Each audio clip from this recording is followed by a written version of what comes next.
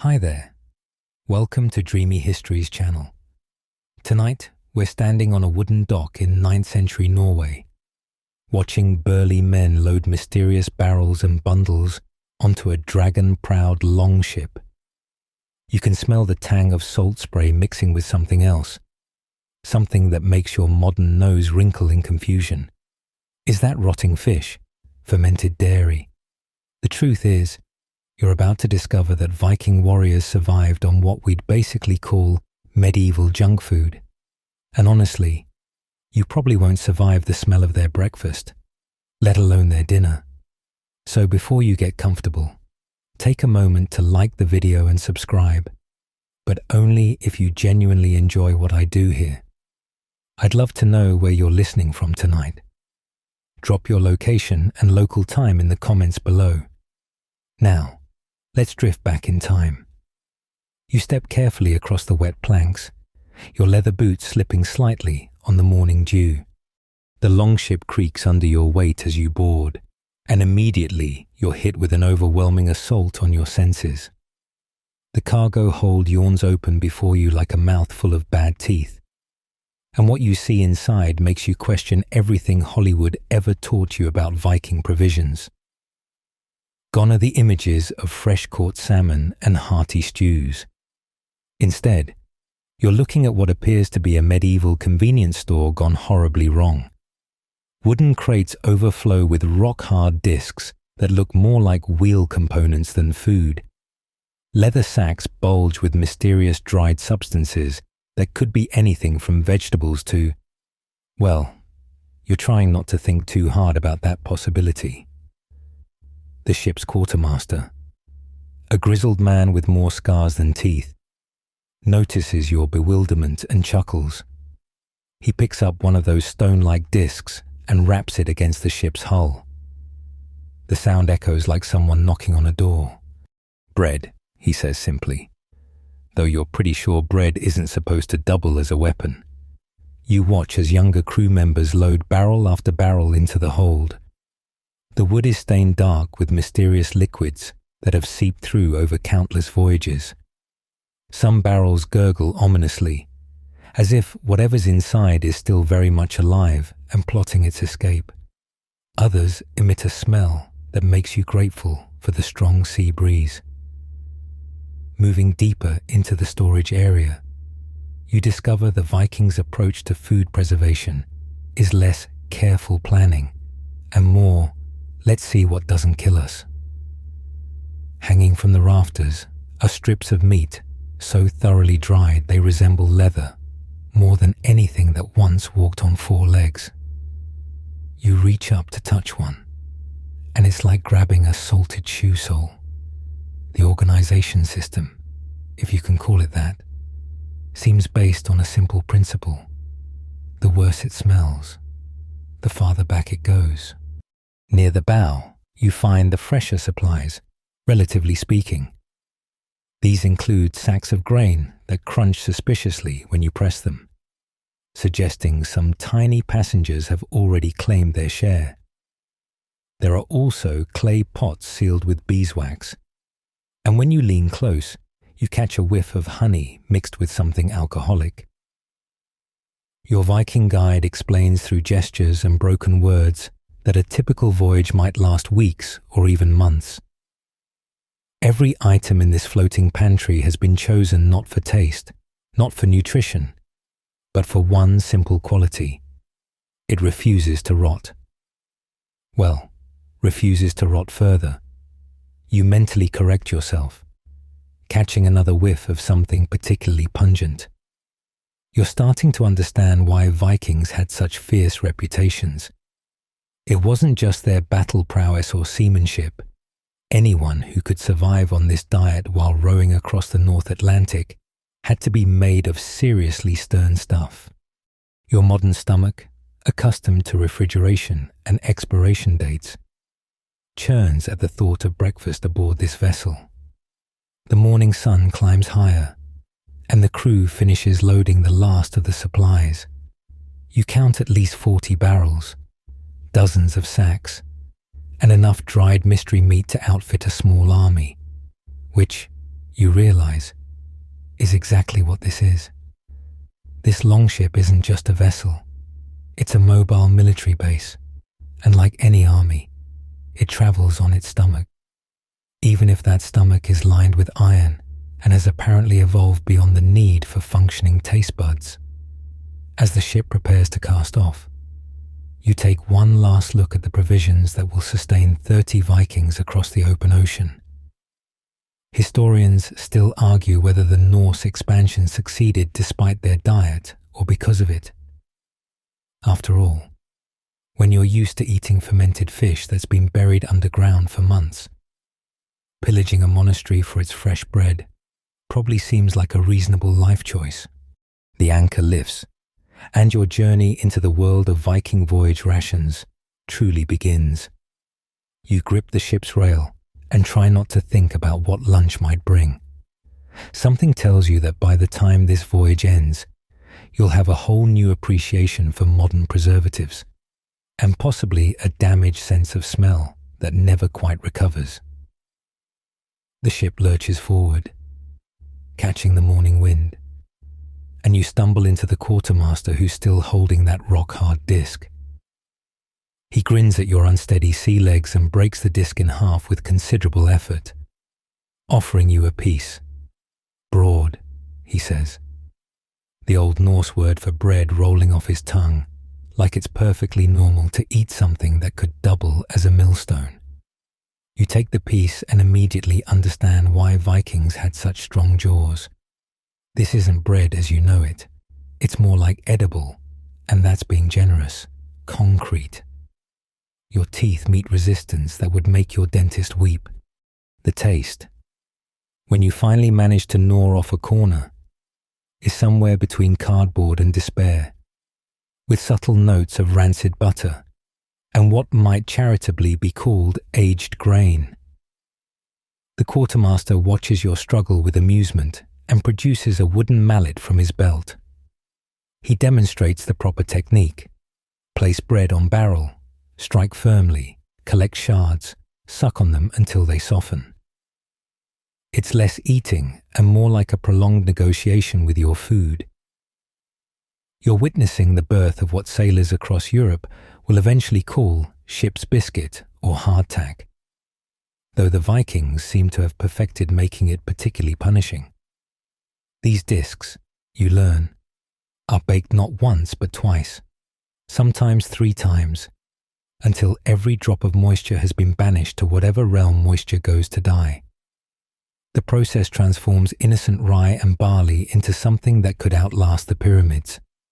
You watch other crew members soaking their pieces in water, mead, or, God's help them, fish oil to make them chewable.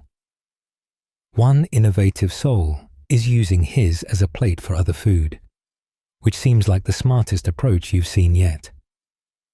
The baker, back in port, you're told through pantomime and broken phrases, is a woman who takes her job very seriously, perhaps too seriously. She bakes these traveling breads months in advance, storing them in dry caves where they develop their characteristic texture of granite mixed with good intentions. Some of these discs have been on multiple voyages, passed down from ship to ship like heirlooms nobody actually wants but everyone needs. You examine your piece more closely and notice small holes throughout. The quartermaster sees your inspection and laughs, making scurrying motions with his fingers. Weevils, the tiny beetles, are considered bonus protein, and any squeamishness about insects in your food disappears after the 3rd week at sea. In fact, some Vikings prefer their bread aged with weevils, claiming it adds flavor. You decide not to examine that claim too closely. Moving through the ship, you see creative solutions everywhere. One warrior has strung his bread rations from his belt like the world's least appetizing jewelry. Another is using a disc to sharpen his knife, which raises concerning questions about both the bread and the knife. Near the mast, 2 men are playing some sort of game, using bread rounds as gaming pieces, At least if they get hungry during the match, they can eat the board. The real genius, you realize, is in the simplicity. No fancy preservation techniques, no complex recipes, just flour, water, salt if you're lucky, and the determination to bake something so thoroughly dead that not even bacteria want anything to do with it. It's junk food in its purest form, calories that will keep you alive but won't make you happy about it. You learn that different regions have their own variants. The Norwegians add a touch of fish oil to their dough, because of course they do, while the Danes sometimes incorporate crushed berries for what they optimistically call flavor. The Swedes, not to be outdone, have been known to add blood to their mixture, creating discs that look alarmingly like scabs, but apparently provide extra iron. Historians still argue whether these proto-hardtacks were invented by necessity or sadism. Some claim the Vikings learned the technique from Roman sailors, who had their own version called bucellatum. Others insist this was pure Norse innovation, born from the practical need to feed crews on voyages where stopping for fresh bread meant potentially missing the raiding season. Whatever the origin, you're experiencing the medieval equivalent of fast food. If fast food took 3 hours to chew and could be used as building material in a pinch, the morning wears on, and you notice crew members approaching their bread with various strategies. Some soak it in their morning ale, creating a grey porridge that looks thoroughly unappetizing, but apparently goes down easier. Others gnaw on corners throughout the day like Vikings chewing tobacco. One enterprising soul has rigged up a grinding stone and is turning his ration into a coarse flour, which he'll mix with water later to create a paste that's marginally more edible than the original form. By midday, you've managed to consume exactly 1/4 of your disc, and your jaw aches like you've been chewing leather, which, you reflect, might actually be easier. The quartermaster pats your shoulder sympathetically and shows you his own technique. He's been sucking on the same piece for the last hour, occasionally scraping softened bits off with his knife. It's less eating and more like geological erosion, but it works. You're beginning to understand why Vikings were so eager to reach new lands. After weeks of this dental torture, even the toughest warrior would be motivated to find somewhere, anywhere, with access to fresh bread. The promise of soft, yielding loaves would be enough to inspire men to row through storms and fight through shield walls. Pillaging takes on a whole new meaning when you realize they were probably just desperately seeking something that didn't require a hammer to eat. The sun reaches its peak, and the smell hits you before you even see what's causing it. It's a scent that seems to have physical weight, pressing against your face like an unwelcome relative who doesn't understand personal space. Your Viking companions, however, inhale deeply with expressions of anticipation. Someone's opening the fermented fish barrels, and you're about to discover why Norse mythology includes so many references to suffering. You follow the crowd to the middle of the ship, where a weathered barrel sits like a cursed artifact. The cooper who made this barrel deserves either a medal or a prison sentence, possibly both. Its wood is stained black from years of containing things that push the definition of food to its breaking point.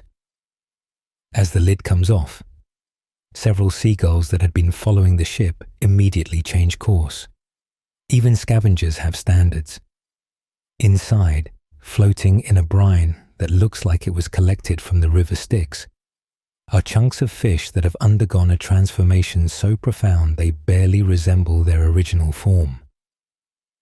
This is lutefisk's angry ancestor, fish that's been fermented, dried, fermented again, and then stored in conditions that would make a health inspector weep. The Vikings call it by various names, all of which translate roughly to fish that has given up. You watch in horrified fascination as a crew member reaches in barehanded and pulls out a piece. It jiggles. Fish shouldn't jiggle. It has the consistency of fish-flavored jelly mixed with regret, and the smell intensifies now that it's exposed to air. Your modern sensibilities scream that this is surely poisonous, but the Viking pops it in his mouth with the casual air of someone eating potato chips. The fermentation process. You learn through increasingly animated gestures from your shipmates is an art form. First, they catch the fish, usually cod or similar white fish that apparently did something terrible in a past life to deserve this fate. Then, they gut it, sometimes, and pack it in salt for several weeks. After that, it's dried until it resembles fish-shaped leather. But that's just the beginning of its journey into culinary nightmare territory. Next comes the fermentation. The dried fish is packed into barrels with just enough salt water to create an environment where only the most determined bacteria can survive. These microorganisms then wage war on the fish proteins, breaking them down into compounds that smell like a combination of ammonia, dirty socks, and existential dread. The process can take months, during which the barrels are kept in cool storage and occasionally prayed over by whoever drew the short straw. You're offered a piece, and every instinct in your body suggests running. But peer pressure is apparently timeless, and the crew is watching expectantly. You take the smallest possible piece and immediately regret every decision that led you to this moment. The texture is simultaneously slimy and grainy, like someone mixed fish with wet sand and sadness. The taste? Well, calling it a taste is generous. It's more like your mouth is being punished for crimes it didn't commit. The Vikings around you are discussing the batch like wine connoisseurs. Apparently, this barrel is from last autumn's catch, fermented through the winter with juniper berries for complexity. One man insists the best lutefisk comes from fish buried in beach sand for 3 months, while another swears by the mountain cave method. Historians still argue whether these preservation methods were discovered accidentally or if someone actively decided to torture fish posthumously. But here's the disturbing part. You're starting to understand the logic. When you're facing a 6-week voyage across the North Atlantic, fresh fish isn't an option. Dried fish works, but it's boring. Fermented fish, however, provides not just sustenance but also entertainment. It's so powerfully flavored that a small piece can make a meal of otherwise bland ship's bread seem like a feast by comparison. It's the medieval equivalent of hot sauce, if hot sauce was made from deceased marine life and spite. The preparation methods vary wildly between regions and even individual ships. Some add herbs to the fermentation barrel, creating what they optimistically call seasoned varieties. Others experiment with different fish species, leading to discoveries like fermented herring, which somehow smells worse, and fermented salmon, which turns a color that doesn't exist in nature. One crew member proudly shows you his personal stash, shark that's been buried in gravel for 6 months. Even the other Vikings seem wary of that one. You notice the crew has developed eating strategies that minimize suffering. Some wrap the fermented fish in flatbread, creating the world's worst sandwich but diluting the flavor. Others chase each bite with generous swigs of ale or mead, using alcohol as both courage and mouthwash. One clever fellow has figured out that if you eat it while standing in the wind, the smell blows away from you, making the experience marginally more bearable. The fermentation barrels themselves tell stories. Each stain, each warped board, each mysterious crystallization represents a batch that went either wonderfully right or horribly wrong. Sometimes, you learn, a barrel goes too far, creating something so potent that even Vikings won't eat it. These failed experiments are usually thrown overboard, where they presumably kill everything in a 3-mile radius and create new species of mutant sea life. As the afternoon wears on, you've managed to choke down your piece of fermented fish. And surprisingly, you haven't died. Your taste buds may never recover, and you're pretty sure your breath could peel paint, but you're alive. The Vikings nod approvingly. You've passed some sort of initiation. One of them claps you on the back and says something that probably translates to, "Now you're ready for the really weird stuff," which is deeply concerning given what you've just experienced. The ship rolls gently as you recover from your fermented fish experience, and you notice several Vikings gathered around what looks like a leather-wrapped bundle. They're treating it with the kind of reverence usually reserved for religious artifacts or particularly good weapons. As they unwrap layer after layer of oiled leather, you realize you're about to witness something that makes fermented fish seem pedestrian by comparison. What emerges from the wrappings looks like a pale yellow boulder. It's butter, or at least, it used to be butter before it underwent a transformation that would make modern food scientists question everything they know about dairy. This particular specimen, you're informed with pride, was buried in a peat bog 3 summers ago. In Viking logic, this makes it perfectly aged and ready for consumption. You lean closer, fighting every instinct that tells you to run. The butter has developed a waxy, almost plastic-like exterior that's supposed to protect the interior from contamination.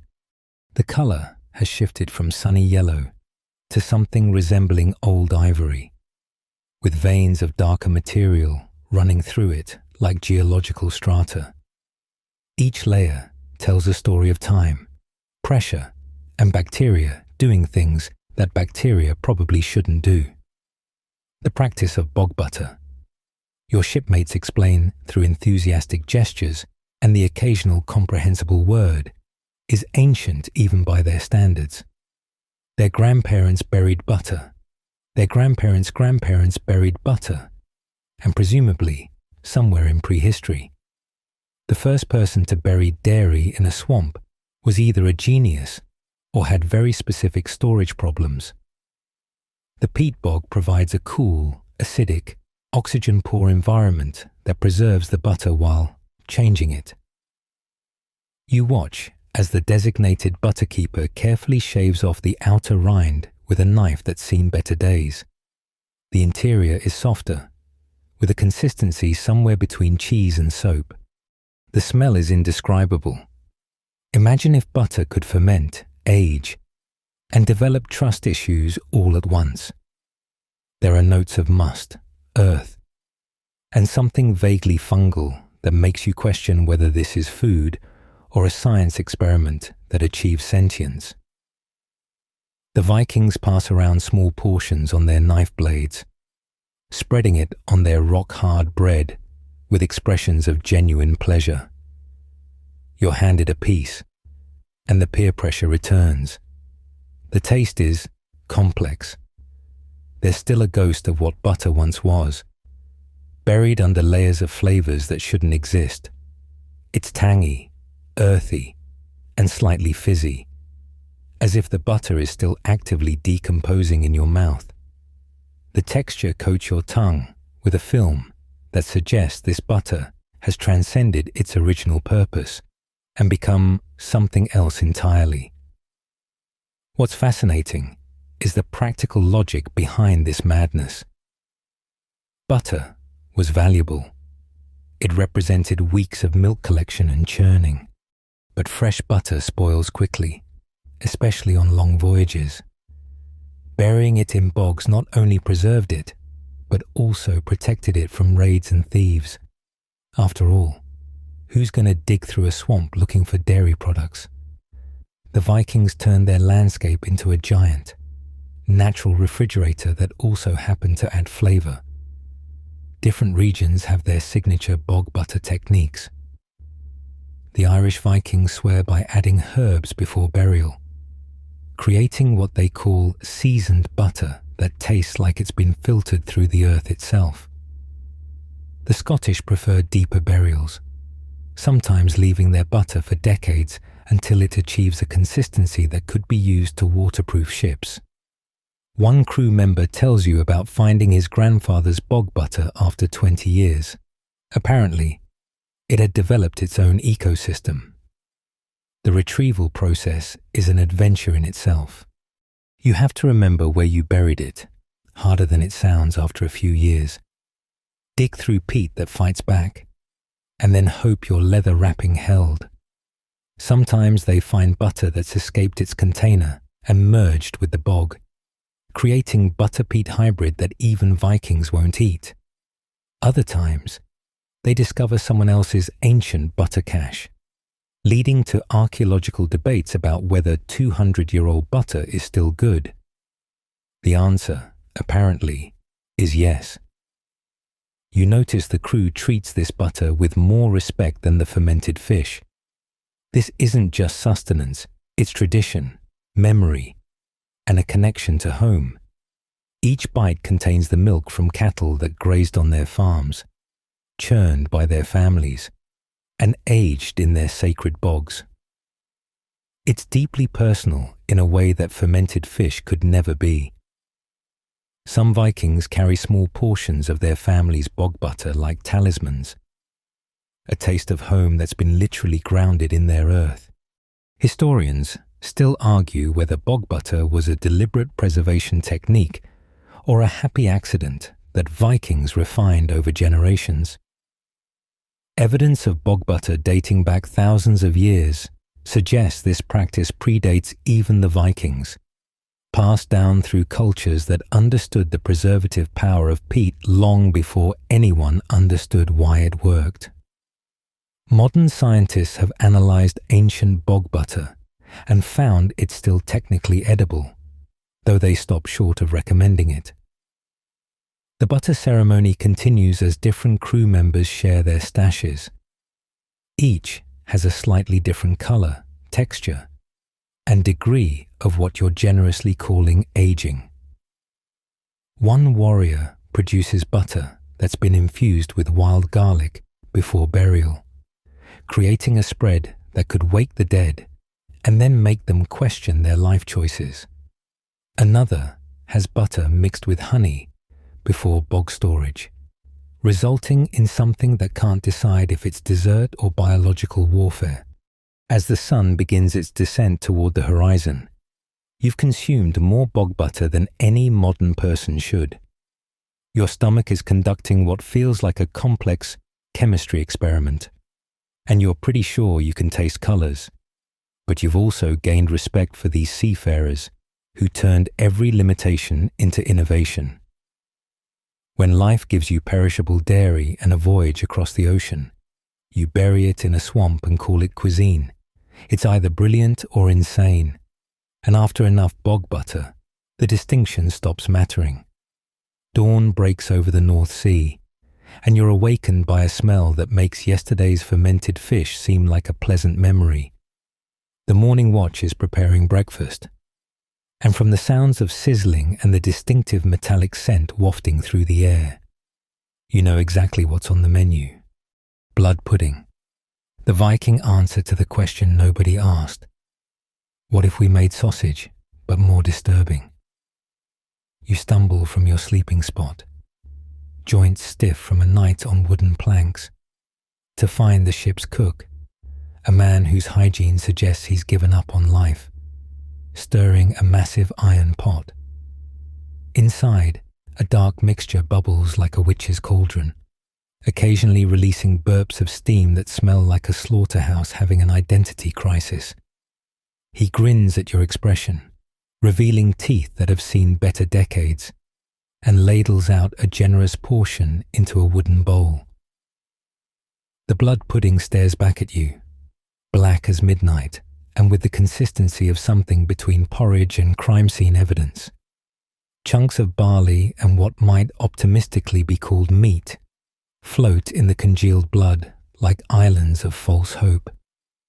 You're informed this batch was made fresh yesterday when they slaughtered one of the pigs brought along for this exact purpose. Nothing goes to waste on a Viking ship, especially not the parts that modern society pretends don't exist. You watch other crew members dig into their portions with enthusiasm that borders on disturbing. They're not just eating it, they're savoring it, discussing the texture and flavor like it's a delicacy, rather than something that looks like it was scraped off a battlefield. One warrior adds a precious pinch of salt to his bowl, while another mixes in some of that bog butter from yesterday, creating a combination that shouldn't exist in any rational universe. The preparation process, you learn, is deceptively simple. First, you need fresh blood, and by fresh, they mean still warm from the animal, fresh. This is mixed with diced fat, because apparently it wasn't unhealthy enough already. Barley or oats for bulk, and whatever herbs they managed to bring along. The whole mixture is then stuffed into intestines or, when those run out, cooked directly in the pot like the world's most disturbing oatmeal. Taking your first spoonful requires courage you didn't know you possessed. The texture is exactly as unpleasant as you imagined, simultaneously grainy from the barley and smooth from the congealed blood, with unexpected chunks that your teeth meet with resignation rather than surprise. The taste is metallic, rich, and oddly filling. It's like eating iron-fortified porridge if the iron came with memories of its previous life. But here's the thing. After a few bites, you start to understand the logic. This is essentially a protein shake before protein shakes were invented. The blood provides iron and nutrients that are scarce on long voyages.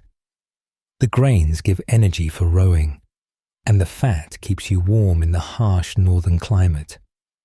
It's superfood for Vikings. If superfoods were designed by someone with a very dark sense of humor, the cook shows you his variations on the theme. Sometimes he adds lingonberries when they're available, creating a sweet and savory combination that almost masks the fact you're eating congealed blood. Other times, he throws in wild onions or leeks, which at least gives your mouth something else to focus on.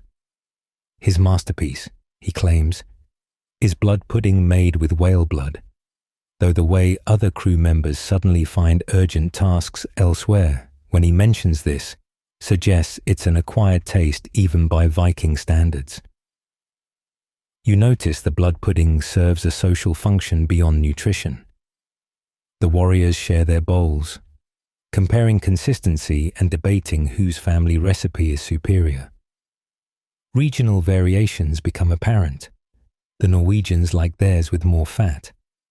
The Danes add rye for texture, and the Swedes insist on adding dill to everything, including their blood-based breakfast foods. It's like a very disturbing cooking competition where everyone loses, especially your appetite. Historians still argue whether blood pudding was born from necessity or if Vikings actually enjoyed this stuff. Evidence suggests similar dishes existed across Northern Europe, indicating either widespread nutritional wisdom or collective culinary madness. The practice of consuming blood makes sense from a survival standpoint. It's protein that would otherwise be wasted. But the enthusiasm with which Vikings embrace it suggests something deeper. Maybe a warrior culture's way of proving toughness starts at breakfast. One of the older Vikings tells you about special occasion blood puddings, apparently, after major victories. They'd make pudding from the blood of particularly fierce animals, bears, wild boars, even the occasional wolf. The belief was that consuming the blood transferred the animal's strength to the warrior. You're not sure about the spiritual benefits, but after finishing your bowl, you definitely feel different. Whether that's newfound strength or your body staging a revolt is unclear. The morning meal continues with variations on the blood theme. Someone produces blood sausages that have been smoked until they resemble leather tubes filled with nightmares. Another warrior shares dried blood cakes. Yes, that's exactly what it sounds like. That can be reconstituted with water when fresh blood isn't available. It's like a medieval MRE designed by vampires. As you scrape the bottom of your bowl, surprised to find you've finished the entire portion, you realize you've crossed another threshold. Yesterday, you were a visitor observing Viking cuisine. Today, with blood pudding settling in your stomach like a lead weight with ambitions, you're participating in a tradition that goes back centuries. Your breakfast might be the stuff of modern horror movies, but it's also the fuel that powered the exploration and conquest of half the known world. The cook, pleased with your empty bowl, offers seconds. You politely decline, citing fullness rather than the fact that your entire digestive system is filing a formal complaint. He shrugs and ladles your portion into his own bowl. Waste not, want not, especially when what you're not wasting is the life force of yesterday's pig mixed with grain and optimism. The afternoon sun beats down on the deck as you notice a commotion near the stern. Several Vikings are rolling out massive barrels with the kind of careful attention usually reserved for religious artifacts or explosives. The sweet smell of honey mingles with something sharper, more alcoholic, and you realize you're about to witness the sacred ritual of mead management at sea. If blood pudding is Viking fuel, mead is their oil, keeping everything running smooth, especially their ability to tolerate blood pudding. You approach the brewing operation, where the ship's designated mead keeper, a man whose permanently flushed cheeks suggest he samples his work frequently, is checking the barrels. Each one is wrapped in wet cloth to keep it cool, and the wood occasionally creaks and groans as pressure builds inside. These aren't just containers, they're active fermentation vessels, turning simple honey water into liquid courage while the ship rocks through ocean swells. The mead keeper pries open one barrel, and the smell that escapes is like summer flowers having a bar fight. He dips a wooden cup and hands it to you with the solemnity of a priest offering communion. The liquid is cloudy, still actively fermenting, with tiny bubbles rising to the surface like the prayers of yeast gods are. Your first sip is a revelation, sweet, strong, and slightly fizzy, with an aftertaste that suggests this batch might be more potent than intended. Making mead on a moving ship, you learn, is an exercise in optimistic chemistry. The process starts back on land, where honey is mixed with water and whatever yeast they can capture, usually from fruit skins or simply from the air itself. Because Vikings didn't know what yeast was, only that magic happened if you waited long enough. They had herbs like meadowsweet or bog myrtle, partly for flavor, but mostly to mask any off notes from questionable fermentation practices. The real adventure begins once the barrels are loaded onto the ship. The constant motion acts like the world's most chaotic stirring mechanism, keeping the yeast active and angry. Temperature control is non-existent. The mead experiences everything from freezing North Atlantic nights to surprisingly warm afternoons, so sometimes fermentation stops entirely, leaving sweet, weak honey water. Other times it goes nuclear, creating what the Vikings call berserker mead, stuff so strong it could strip paint if paint had been invented yet. You watch as different crew members approach for their daily ration. There's a strict hierarchy. The Jarl gets first pick from the best barrel. Seasoned warriors get the middle quality stuff, and new recruits get whatever's left, usually from the barrel that's making concerning noises. Everyone gets enough to maintain a pleasant buzz, but not enough to impair rowing ability. It's a delicate balance between morale and mobility. The mead serves purposes beyond simple intoxication.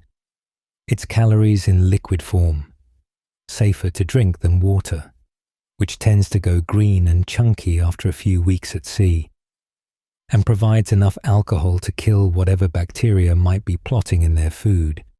You've noticed Vikings adding mead to everything, soaking their rock-hard bread, mixing it with blood pudding to make it more palatable, even using it as a base for medicine when someone inevitably gets sick from eating fermented fish that fermented a bit too enthusiastically.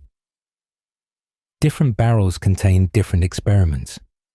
One holds traditional honey mead, golden and straightforward. Another contains what they call wedding mead, fortified with herbs supposedly good for fertility, though given the amount everyone's drinking, the whole ship should be tremendously fertile by now. A third barrel, marked with what appears to be warning runes, contains mead made with hallucinogenic mushrooms. That one's reserved for special occasions, which you hope doesn't include today. The mead keeper shows you his proudest creation, a barrel that's been continuously fermenting for 3 years, transferred from ship to ship like a boozy heirloom. He calls it the endless barrel, adding new honey and water as they drink it, creating a perpetual fermentation cycle. The yeast culture in there has evolved its own personality, producing mead with complexity that would make modern craft brewers weep. It tastes like history mixed with bad decisions. Historians still argue whether Vikings were actually drunk all the time, or if this is medieval propaganda. Watching the crew carefully manage their consumption suggests the truth is somewhere in between. They're maintaining what modern folks would call a functional buzz, enough alcohol to make the harsh realities of sea travel bearable, but not enough to fall overboard. It's precision self-medication, Viking style. The social aspects of mead drinking fascinate you. There are rules and rituals, specific toasts for different occasions. Certain barrels opened only for victories or funerals. Sometimes both if the victory was particularly costly. They share drinking horns, passing them around in patterns that reinforce hierarchy and friendship. Refusing mead is seriously insulting unless you're actively vomiting from seasickness. And even then, they'll encourage you to try just a sip for strength. As evening approaches, the mead flows more freely. Stories get louder, laughter more raucous. Someone starts a drinking song that seems to be entirely about a man who loved his goat too much, which everyone finds hilarious. You're several cups in yourself, and the combination of mead and ocean motion creates a unique form of intoxication where you're not sure if you're drunk or just very, very seasick. The mead keeper pulls you aside to share his secret ingredient. He's been adding seawater to the fermentation. Just a small amount, he insists, for the minerals. It sounds insane until you remember that these people bury butter in swamps and eat congealed blood for breakfast. Adding ocean to their alcohol is practically conservative by comparison. He offers you a taste of his experimental batch. And surprisingly, the salt does add something. Or maybe that's just the previous 5 cups talking. By nightfall, the mead has done its work. The harsh realities of shipboard life, the terrible food, the endless rowing, the very real possibility of drowning or being killed in battle, fade into a pleasant golden haze. You understand now why Vikings treated their mead with such reverence. It's not just alcohol, it's liquid morale, courage in a cup, and the only thing making their junk food diet remotely bearable. Tomorrow you'll wake with a headache that feels like Thor's hammer, but tonight you're invincible. Your head still pounds from last night's mead adventures when you're jolted awake by excited shouting. Through bleary eyes, you see the crew hauling something massive over the side of the ship, a whale, or rather, parts of one. The hunting party that left in the small boats yesterday has returned successful. And now you're about to discover why Vikings considered whale blubber the ultimate energy food. Though food might be stretching the definition. The butchering process is already underway, and it's like watching the world's goriest cooking show. Men with axes hack through blubber layers thick as tree trunks, revealing the prize beneath, pure, white fat that glistens in the morning sun like the world's least appetizing jewelry. The smell is oceanic and mammalian at once, like low tide mixed with a butcher shop, and seabirds circle overhead in a shrieking cloud of opportunism. You're handed a chunk of fresh blubber before you can protest. It's surprisingly heavy, with the consistency of very firm jello made from sadness. The Vikings around you are already chewing their portions with expressions of genuine satisfaction. One warrior shows you the proper technique. You don't exactly chew it. More like, let it dissolve slowly in your mouth while trying not to think about what you're doing. The taste defies description. Imagine licking a candle made from fish oil while swimming in the ocean during a rainstorm. There's an overwhelming richness that coats your entire mouth, a fatty film that seems to seep into your very soul. The texture is simultaneously rubbery and creamy, like butter that went to the gym and got swole. Your modern sensibilities scream in protest, but your body, stressed from days of ship's bread and blood pudding, recognizes the concentrated calories and grudgingly approves. The crew treats this blubber like Vikings' version of energy bars. They cut it into portable chunks, some eating it fresh and raw, others saving pieces for later. You watch one warrior carefully wrap his portion in seaweed, creating a little blubber sandwich that he tucks into his belt pouch like it's a precious gem. Another is threading thin strips onto a cord, making what can only be described as the world's most disturbing necklace, though he insists it's practical for snacking while rowing. The rendering process begins almost immediately.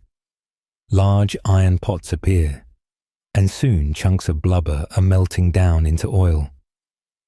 This liquid gold serves multiple purposes: lamp fuel, waterproofing for clothes and ropes, medicine for wounds, and with disturbingly, cooking oil for everything else. You realize with growing horror that the slightly fishy taste in yesterday's bread wasn't from the fermented fish. They'd been using whale oil as butter. Different parts of the whale provide different grades of blubber. The belly fat is considered prime eating, softer, milder, almost palatable if you squint your taste buds.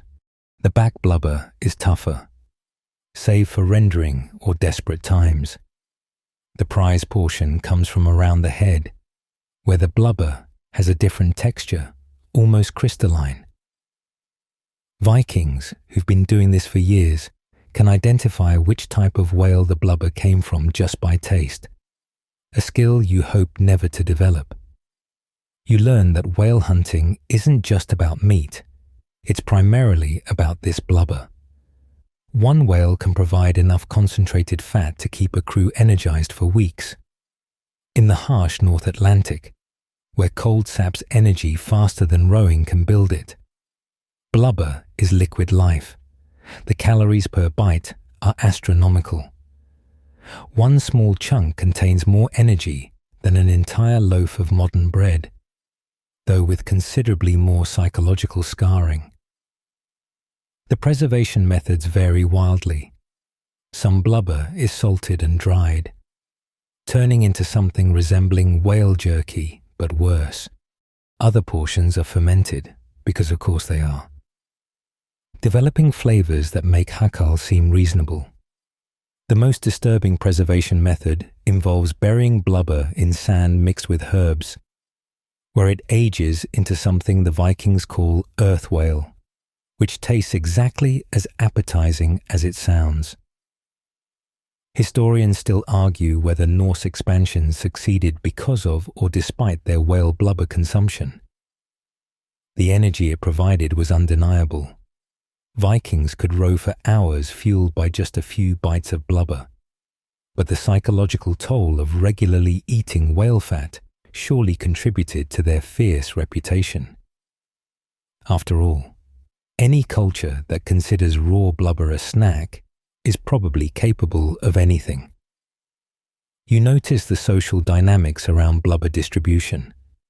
The best pieces go to the strongest rowers, the ones whose labor keeps the ship moving. Wounded warriors get extra rations, the concentrated fat supposedly helping with healing. The cook hoards his portion, using it to improve other dishes in ways that definitely don't improve them. Even the ship's cat gets a small piece, though it regards the offering with feline disdain before delicately licking off just the salt. As the day progresses, you find yourself unconsciously gnawing on your blubber chunk. It's disturbing how quickly humans adapt to circumstances. What seemed revolting an hour ago now just seems normal. The energy hit is undeniable. You feel warmer, stronger, like you could row to Valhalla itself, of course. That might also be your body's desperate attempt to process the whale fat coursing through your system. The old-timers share blubber wisdom. Never eat it on an empty stomach unless you enjoy digestive rebellion. Don't consume too much at once or you'll spend the next day regretting existence. The best pairing is with sour fermented cabbage, which somehow cuts through the richness. One grizzled veteran swears by dipping his blubber in seawater for extra minerals, though the way others edge away when he does this suggests it's an acquired taste even by Viking standards. By evening, the whale is fully processed. Every usable piece of blubber has been allocated, rendered, or preserved. Your jaw aches from chewing. Your stomach feels like it's hosting a whale oil wrestling match, but you're oddly satisfied. You've consumed enough calories to power a small village, all from something that most modern humans would consider industrial waste. It's efficient, practical, and deeply disturbing, perfectly Viking in every way. The ship hugs the coastline as morning fog lifts, revealing rocky shores draped in what looks like nature's own salad bar, if nature had very low standards and a sadistic sense of humor. The crew buzzes with excitement as they spot extensive kelp beds and seaweed forests swaying in the shallows. After days of blubber and blood pudding, the prospect of anything vaguely plant-like has everyone acting like children spotting candy, though this enthusiasm will prove wildly optimistic. Small boats are lowered, and you find yourself wading through frigid water with a group of Vikings who are attacking the seaweed with the fervor of vegetarian berserkers. They're grabbing everything: brown kelp thick as your arm, delicate red algae that looks like underwater lace, and mysterious green stuff that might be plant life, or might be something that escaped from the fermented fish barrel. The distinction apparently doesn't matter when you haven't seen a vegetable in 3 weeks. Back on the ship, you watch the sorting process. Different seaweeds are separated with surprising care.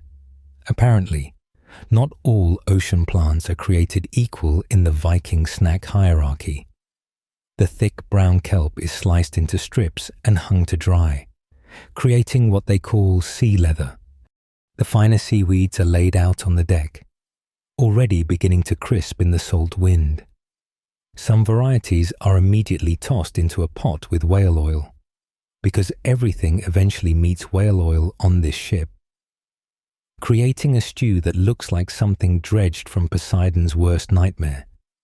You're handed a piece of fresh dulse, a red seaweed that the Vikings treat like potato chips.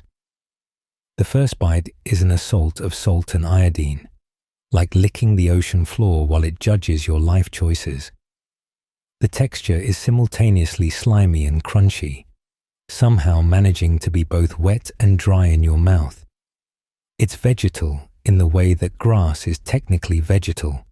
You know it's a plant, but your body has serious doubts about whether it should be eating it. The Vikings munch away happily, discussing the subtle differences between seaweed gathered from different locations. Apparently, kelp from the Norwegian fjords has a nuttier flavor than Icelandic varieties, though using the word flavor seems generous for something that tastes like the sea's armpit. They show you their favorite combinations: seaweed wrapped around chunks of whale blubber, because of course.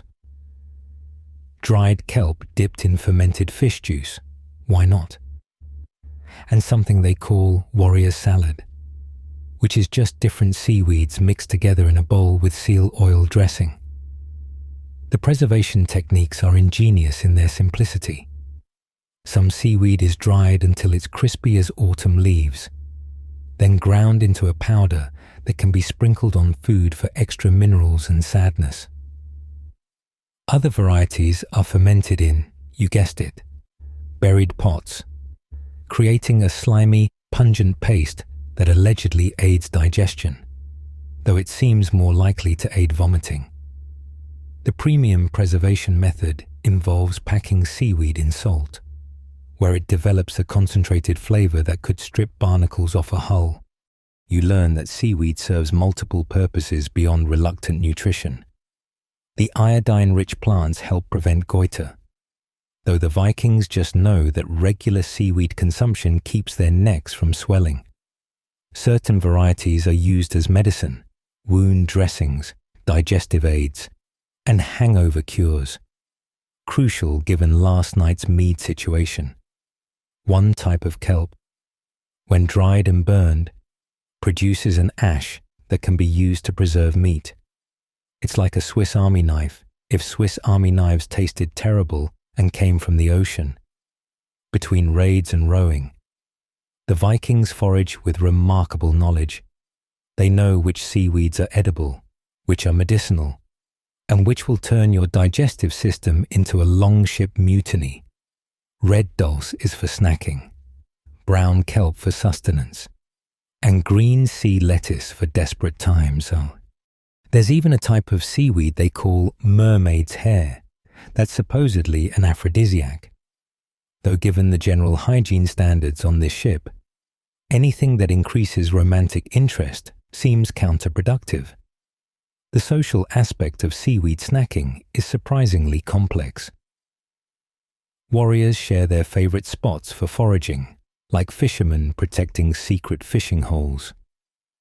Regional preferences emerge. The Danes prefer their seaweed dried to leather consistency, while the Norwegians like it fresh and still dripping. The Swedes, continuing their tradition of adding dill to everything, have somehow figured out how to pickle seaweed, creating something that tastes like the ocean got into a fight with a cucumber and everybody lost. Historians still argue whether Vikings ate seaweed by choice or necessity. Evidence suggests both. Coastal communities have been harvesting seaweed for millennia, but the enthusiasm with which ship crews attack any available sea vegetables implies a certain desperation for dietary variety. When your other options are rock-hard bread and fermented mammal products, suddenly sea lettuce starts looking pretty good. You find yourself mechanically chewing on dried kelp as the day progresses. It requires constant jaw movement, like oceanic chewing gum that fights back. The salt content is so high you're constantly thirsty, which leads to drinking more water, which is flavored with whale oil from the barrels, which makes you want more seaweed to cut the taste. It's a vicious cycle of maritime misery. The cook experiments with seaweed preparations, each more ambitious than the last. He tries seaweed soup, tastes like hot ocean. Seaweed bread, regular bread but worse. And his masterpiece, fermented fish wrapped in kelp and buried in hot coals. The result looks like something that washed up on shore after a particularly violent storm, and tastes worse. Even the Vikings seem dubious, which is really saying something. As evening falls, you've consumed more seaweed than any land-dwelling human should. Your mouth tastes like you've been French-kissing Neptune, and your stomach is conducting what feels like its own tidal movements. But you've also gained an appreciation for these maritime foragers who saw food where others saw beach debris. The Vikings turned the entire ocean into their grocery store, a grocery store with terrible selection and everything tastes like salt, but a grocery store nonetheless. The tension on deck is palpable as two groups of Vikings face off over the evening meal preparation. On one side stand the traditional pagans, proudly holding haunches of horse meat. On the other, recent Christian converts clutch their wooden crosses and look at the horseflesh like it's cursed. You're about to witness a theological dispute that makes modern dietary restrictions look positively simple. The horse meat controversy is splitting the crew down the middle, and dinner is becoming a battlefield. The pagan faction begins butchering their horse with ceremonial reverence. This isn't just any horse. It was sacrificed this morning in a ritual to ensure favorable winds. Every cut is deliberate, every portion allocated according to ancient traditions. The blood was collected for pudding, naturally. The hide will become rope and clothing, and the meat, well, that's where the argument starts. To the pagans, eating horse is participating in a sacred act. To the Christians, it's practically consorting with demons. You're offered a piece of raw horse liver by a grizzled warrior who explains, through graphic gestures, that consuming it fresh transfers the horse's speed and endurance. The liver is deep purple, almost black, and still warm. The Christian Vikings nearby clutch their crosses harder and mutter what are probably prayers but might be curses. The theological tension is thick enough to cut with the same knife being used on the horse. Taking a diplomatic bite because refusing would insult half the crew. You discover horse meat tastes like beef's wild cousin, who made poor life choices. It's leaner, slightly sweet, with an iron-rich flavor that floods your mouth. The texture is denser than cattle meat, with a chewiness that suggests this particular horse spent its life running across harsh Nordic terrain. It's actually not bad, which makes the controversy even more puzzling to your modern sensibilities. The Christian converts explain their position through a mixture of broken Latin and emphatic gestures. The Church has banned horse meat consumption, declaring it pagan and unclean. Horses are noble creatures meant for riding and warfare, not eating. Plus, the pagan sacrifice rituals make the meat spiritually contaminated. They're surviving on whale, fish, and whatever else they can justify, but they'd rather eat shoe leather than touch horseflesh. The pagans counter with their own arguments. Horses have been sacred food for their people since before the White Christ, their term for Jesus, was even born. The meat provides strength for battle. The ritual ensures divine favor. And besides, what's the difference between eating a horse and eating a cow? Both have 4 legs and taste good with salt. They punctuate their arguments by taking large, deliberate bites of horse steak while maintaining eye contact with the converts. The preparation methods become a form of religious expression. The pagans cook their horse meat over open flames, seasoning it with traditional herbs and a lot of pointed commentary about weak-stomached converts. They make horse sausages mixed with blood and barley, horse jerky dried with sacred salt, and their specialty, fermented horse meat that's been buried for a month. Because if you're going to scandalize Christians, you might as well go all in. Meanwhile, the Christian faction makes a big show of their alternative proteins. They've got fish, of course. Whale, apparently God's fine with eating things bigger than horses. And seal meat that they insist taste just as good as horse. They're wrong about that last part, but they're committed to their dietary salvation. One convert proudly shows off his rabbit jerky, though how he's keeping rabbits alive on a longship raises questions nobody wants to answer. The divide creates practical problems. The ship's cook has to prepare 2 separate meals, using different pots to avoid contamination. Storage becomes complicated when half the crew won't touch containers that have held horse meat. Even the mead distribution gets political. Pagans won't share drinking horns with converts who reject the sacred meat, while Christians mutter about pagan lips touching their cups. Historians still argue whether the horse meat controversy was really about religion, or if it masked deeper cultural tensions. The Christian conversion of Scandinavia was messy, incomplete, and often superficial. Vikings would convert for trade advantages, then sacrifice to Odin when things got tough. The horse meat divide became a visible symbol of who was truly committed to the new faith, versus who was hedging their bets with multiple gods. You watch one family group navigate the controversy with Viking pragmatism. The father is pagan, the eldest son converted last winter, and the younger son can't decide. Their solution? The father eats horse, the eldest son doesn't, and the youngest alternates based on which side has better food that day. They still share mead and row together, because family bonds apparently transcend dietary theology. The arguments get more creative as the meal progresses. One pagan insists that Jesus would have eaten horse if he'd lived in Norway instead of the desert.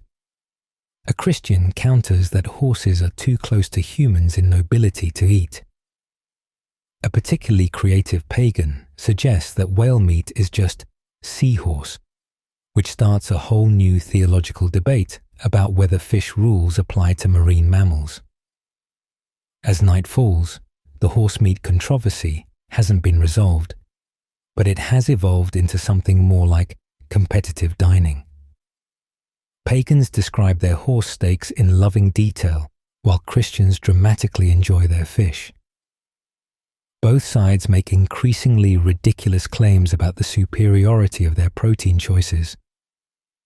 Someone suggests settling it with a wrestling match, which seems very Viking, but probably won't resolve religious dietary restrictions.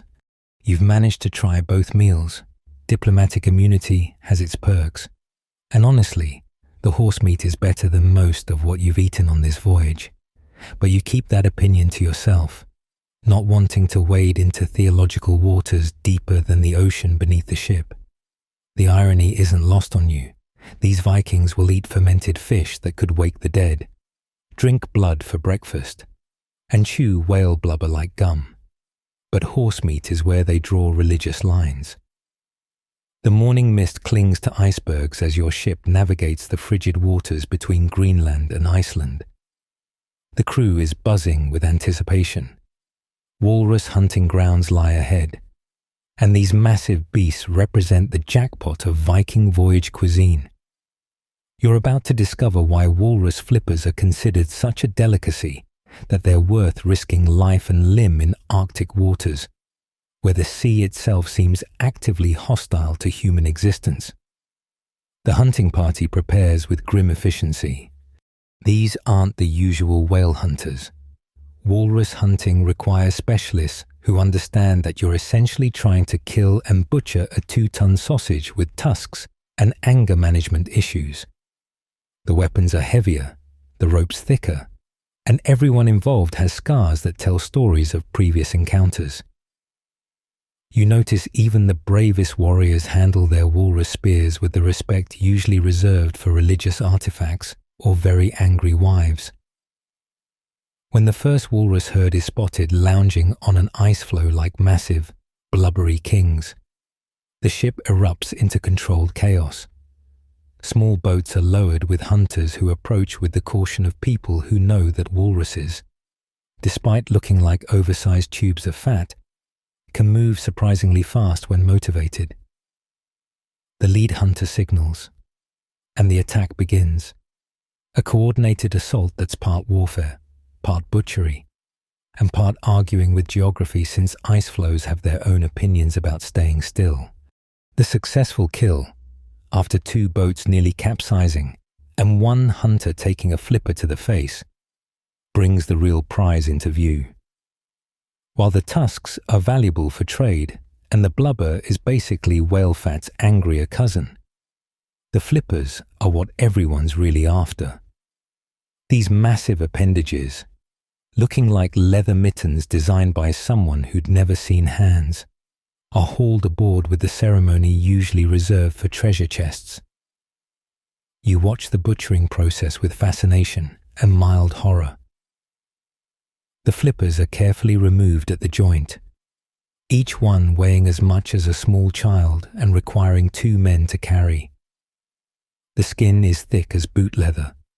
The bones inside are massive, and between them is the prize, meat and cartilage that Vikings swear has properties ranging from joint health to sexual vigor, though given their diet, anything that doesn't actively poison them probably seems miraculous.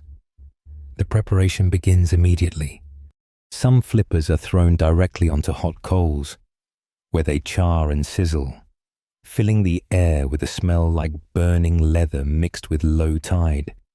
Others are skinned and jointed, revealing meat that's darker than whale, lighter than seal, with a texture that suggests the walrus spent its life doing underwater push-ups.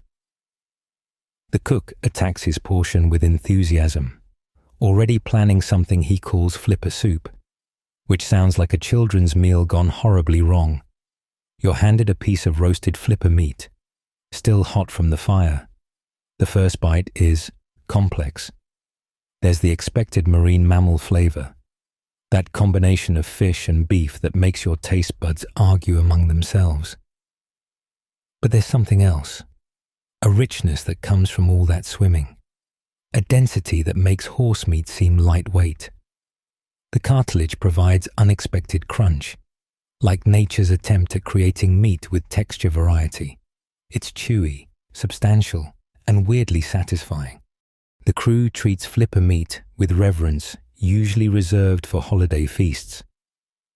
Different parts are allocated based on status and achievement. The paddle-like extremity goes to the hunter who made the kill, the joint meat to the jarl, and the connecting tissue to warriors who distinguished themselves in recent raids. Even the webbing between the digits is carefully preserved, dried into a leather that's supposedly excellent for waterproofing, but probably just tastes like feet. Traditional preparation varies by region and how desperate everyone is. The Norwegians prefer their flippers fermented, because of course they do. Buried in beach gravel until they achieve a flavor profile best described as aggressive. The Icelanders smoke them in sheep dung fires, adding a pastoral horror to the marine nightmare.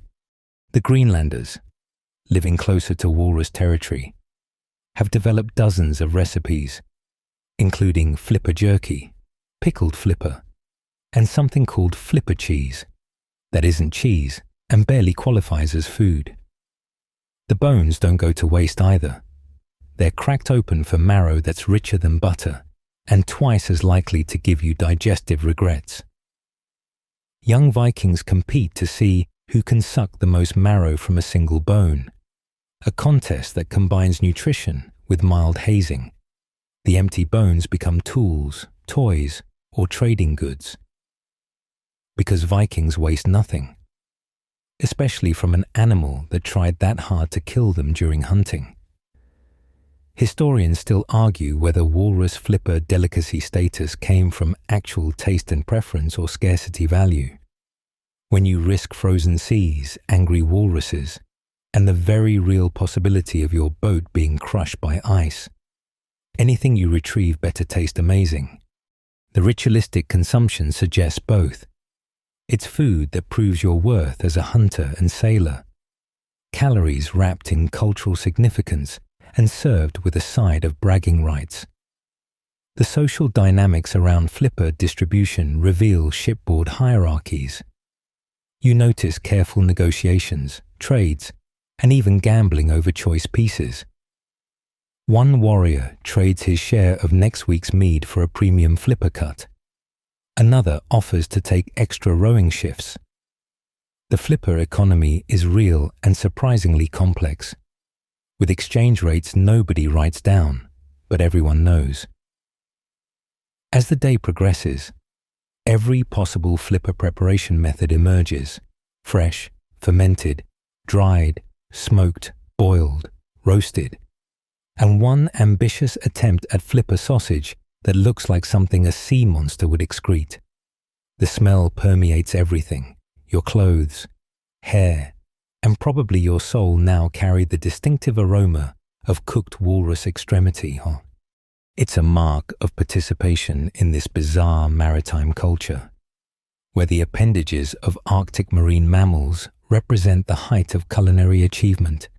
By evening, you've consumed more walrus flipper than any modern person should. Your jaw aches from the chewing. Your stomach is conducting its own walrus wrestling match, but you've earned a nod of respect from the crew.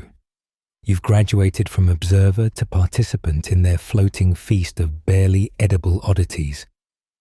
Tomorrow brings new culinary adventures, but tonight, you're one of them. A flipper-eating, mead-drinking, temporarily insane Viking sailor. The smell hits you before anyone even mentions what's happening. It's a stench so profound, so aggressively hostile to human existence, that your body initiates emergency protocols. Eyes water, nose attempts to close itself, and your breakfast of walrus flipper considers a tactical retreat. The Greenland Vikings aboard are preparing hakal, and the rest of the crew is giving them the kind of wide berth usually reserved for berserkers mid-rage or men who've eaten too much fermented cabbage. You approach the preparation area like you're investigating a crime scene, which isn't far from the truth. The Greenland shark they caught 3 months ago has been buried in gravel and sand on a remote beach, weighted down with stones, and left to ferment in its own toxic juices. Now they're digging it up, and what emerges looks less like food and more like evidence of oceanic war crimes. The flesh has turned a ghostly white grey, with a texture somewhere between rubber and regret. The lead preparer, a weathered Icelander whose nose has apparently given up and died years ago, explains the process with disturbing enthusiasm. Greenland shark's flesh is naturally poisonous, full of urea and trimethylamine oxide that would kill you faster than a Saxon arrow. But bury it for several months. Let it rot in a controlled way. And somehow this transforms deadly poison into merely horrible food. It's alchemy. If alchemists were trying to turn gold into suffering. You watch as they hang strips of the fermented shark meat in the sea wind, the final stage of preparation. Each piece drips with something. It's not quite liquid, not quite solid, but definitely wrong. The strips will hang for several more weeks until they develop a brown crust that the Vikings assure you means it's ready. Ready for what? They don't specify. But given the smell, you assume it's biological warfare. The first taste is offered with great ceremony. Apparently, refusing hakal is like refusing hospitality itself, though you'd rather refuse hospitality than put this in your mouth. The piece you're given is small, translucent, and emanates an aura of pure ammonia. Veterans encourage you to breathe through your mouth, which seems like terrible advice until you try breathing through your nose and discover new frontiers in olfactory assault. The texture hits first, chewy like overcooked squid that's been left in a gym sock for a summer. Then comes the taste. And oh, what a taste it is. Imagine if someone fermented window cleaner in a fish corpse, then decided that wasn't quite horrible enough and added notes of ancient cheese and existential dread. The ammonia burns your throat. Your eyes water with tears of betrayal. And somewhere in Valhalla, your ancestors are laughing at your weakness. But here's the disturbing part. After the initial assault, there's an aftertaste that's almost pleasant. It's briny, complex, with umami notes that suggest if you could get past the sensation of eating concentrated death, there might actually be something there. The Vikings nod approvingly as you manage to swallow, without immediately evacuating your entire digestive system. You've passed another test, though what you've won is questionable. The preparation variations are numerous and uniformly terrible. Some bury their shark with herbs, creating hakal with notes of juniper, though the juniper must be crying. Others experiment with burial duration, too short and it's still poisonous, too long and it achieves sentience and escapes. The sweet spot is apparently when it smells bad enough to repel enemies, but not so bad that it attracts otherworldly attention. Different regions have different names for their variants. The Icelanders call theirs Kestur hakal, which translates roughly to treated shark, though punished shark seems more accurate. The Greenlanders have a version that's buried in permafrost, creating a frozen horror that must be thawed before consumption. One crew member swears by hakal that's been double fermented, buried, dug up, and buried again, though even other hakal enthusiasts edge away when he opens his personal stash. The social aspects of hakal consumption are fascinating. It's a test of manhood, a proof of belonging, and possibly a form of group insanity. Young Vikings prove their worth by eating it without flinching. Trading negotiations sometimes begin with hakal sharing, on the theory that anyone who can stomach this can be trusted in business. There's even hakal eating competitions, though what you win besides damaged taste buds and social standing is unclear. Historians still argue whether hakal was created from necessity or sadism. The Greenland shark is abundant in Arctic waters, but naturally toxic, a cruel joke by nature. Some desperate soul discovered the fermentation process, probably by accident. What else explains finding buried shark and thinking, let's eat this?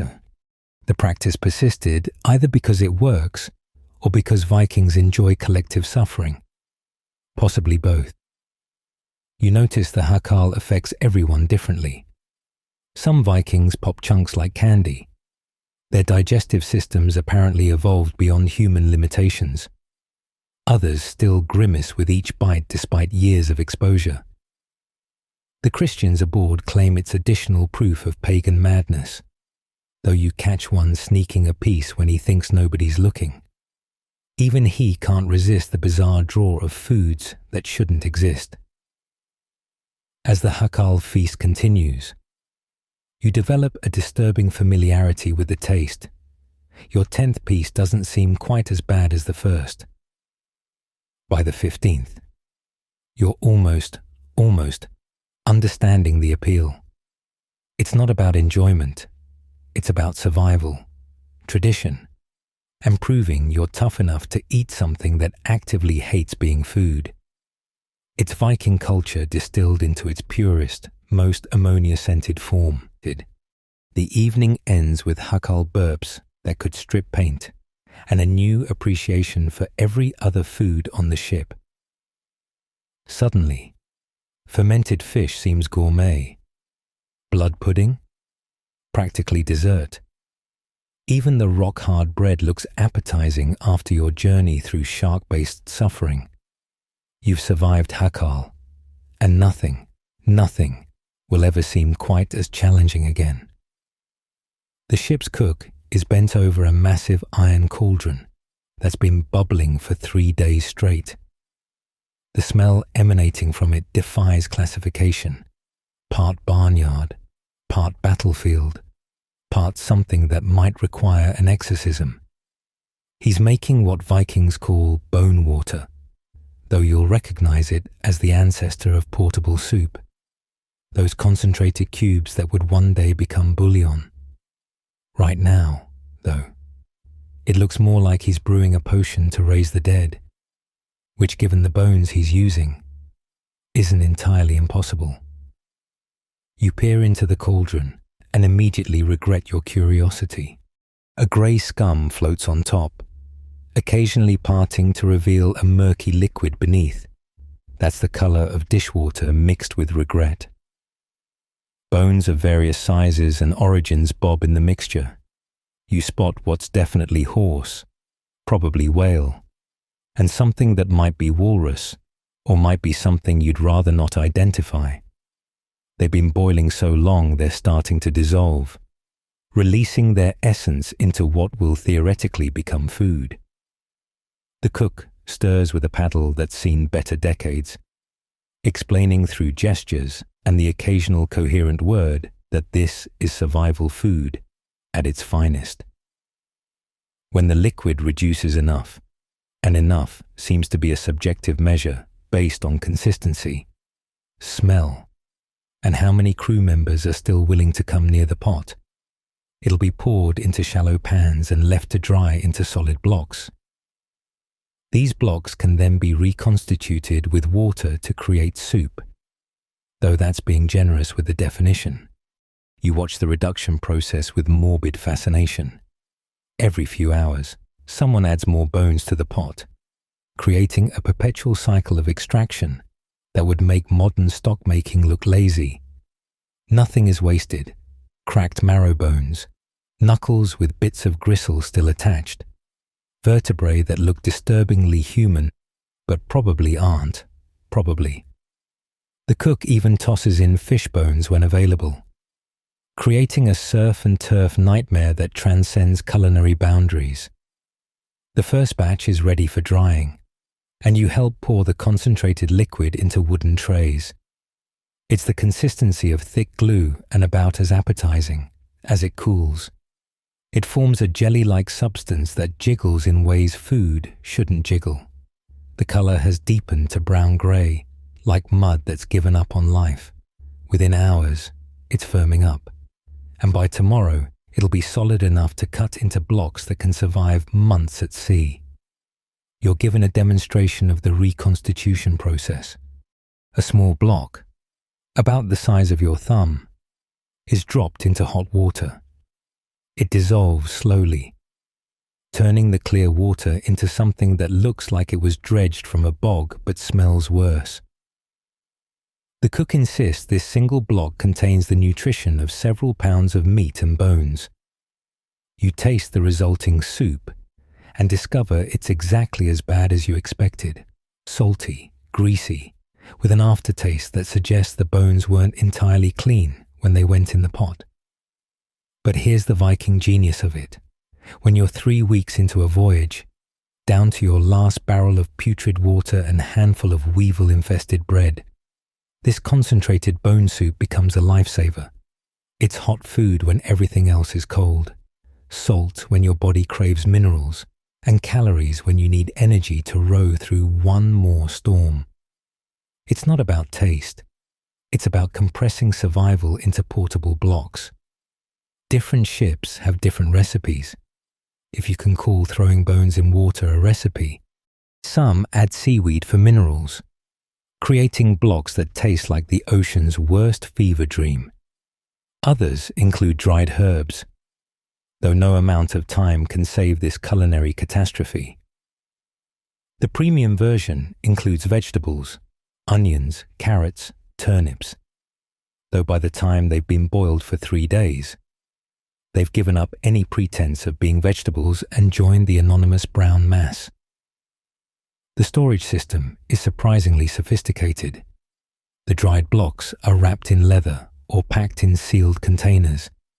They're categorized by content: pure bone blocks, mixed bone and meat blocks, and the dreaded everything blocks that include whatever was lying around when the pot needed filling.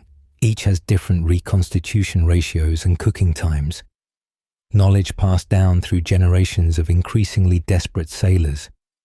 You learn about the battle soup variations, so before raids, they make special batches with extra fat for energy and herbs supposedly good for courage.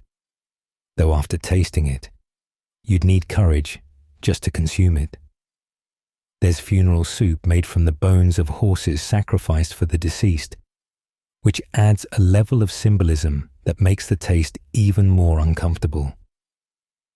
Wedding soup includes honey and celebrates new beginnings, though starting married life with this soup seems like setting the bar extremely low for future meals. Historians still argue whether portable soup represents innovation or desperation. The technology of reducing bones to portable nutrition is genuinely clever, predating modern food preservation by centuries. But the fact that Vikings willingly consumed reconstituted bone blocks suggests a level of practical suffering that defines their culture. When your cuisine includes poisons that require fermentation to become edible, and soups that taste like liquid graveyards, you're either incredibly tough or incredibly hungry, probably both. The cook shows off his premium product, super concentrated blocks made from multiple reductions. These thumb-sized pieces can supposedly make a gallon of soup, though whether you'd want a gallon of this soup is questionable. They're saved for emergencies, when the choice is between bone soup and starvation. Given what you've tasted, it would have to be a pretty serious emergency. As evening approaches, everyone gets a ration of freshly reconstituted soup. You sip yours slowly, trying to identify individual flavors, but finding only a general sense of bone, with undertones of mistake. Around you, Vikings slurp theirs with apparent satisfaction, dunking their rock-hard bread to create a meal that combines two bad things into something worse. But they're warm, they're fed, and they'll live to row another day. The empty pot is immediately refilled with fresh water and bones, beginning another 3-day cycle. This one will include the walrus bones from yesterday's hunt, which the cook assures you will add richness. You've learned that in Viking cuisine. Richness is code for even more challenging to stomach, but you nod appreciatively. After all, you've come this far in your journey through Norse nautical nightmare food. What's one more bowl of concentrated suffering? The warrior beside you hasn't stopped scratching for 3 days. His gums are bleeding. Leaving red traces on the ship's bread, he gnaws constantly. Another crew member's old battle scar has reopened spontaneously, weeping fluid that won't stop no matter how much whale fat he packs into it. You're witnessing scurvy in action, though the Vikings call it seasickness or winter disease, not understanding they're fighting an invisible enemy that lurks in their preserved food diet. Your own body is sending distress signals. Your joints ache in ways that have nothing to do with sleeping on wooden planks. Small cuts from rope work refuse to heal, and you're developing mysterious bruises from impacts you don't remember. The crew accepts these symptoms as part of sea life, like storms and bad food, just another hardship to endure. They don't know they're slowly dying from lack of a simple vitamin, and their accidental cures are keeping them just barely on the right side of survival. The ship's wise woman, a grizzled healer who knows more about keeping Vikings alive than anyone else aboard, starts her rounds. She doesn't understand vitamin C, but she knows patterns. Warriors who eat certain foods don't get the bleeding sickness. She pulls out her medicine bag, and what emerges would make modern nutritionists weep with recognition disguised in medieval madness. Dried cloudberries, rose hips, and sea buckthorn, all packed with the vitamin C these sailors desperately need, though she thinks they work because they're blessed by Frigg. You watch her force cloudberry paste into the mouth of a warrior whose teeth are literally falling out. He protests. The berries are precious, saved for the worst cases, but she insists with the authority of someone who's watched too many strong men heal from mysterious weakness. The berries are mixed with honey and a splash of mead, creating a medicinal slurry that actually doesn't taste horrible by Viking ship standards. Within days, his bleeding will slow, though his teeth are probably gone for good. The accidental nutrition continues. Someone breaks out a barrel of sauerkraut, fermented cabbage that's been festering in its own juices for months. The smell is aggressive, like cabbage that's developed anger issues. But the crew falls on it eagerly. They don't know that fermentation actually preserves vitamin C, making this putrid vegetable mush one of the healthiest things on the ship. They just know that crews who eat sour cabbage seem to fare better on long voyages. Pine needle tea becomes the afternoon ritual when they can get it. Young pine needles are gathered whenever the ship makes landfall, boiled into a bitter tea that tastes like drinking Christmas trees. The Vikings claim it prevents evil spirits from entering through bleeding gums, but it's actually providing a decent dose of vitamin C.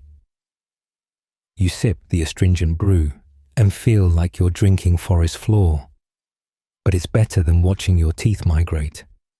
The rickets cases are even more disturbing. Younger crew members who joined recently are developing bowed legs and complained of deep bone pain. Without vitamin D from sunlight, scarce during Nordic winters and filtered by constant clouds at sea, their bodies are failing to process calcium. The wise woman's solution? Fish liver oil, particularly from cod, which she doses out like liquid gold. The taste is exactly what you'd expect from fish organs liquefied and left to age, but it works. Desperate innovation leads to unexpected discoveries. One warrior swears by chewing on spruce bark, claiming his grandfather did it and lived to 45, ancient by Viking warrior standards.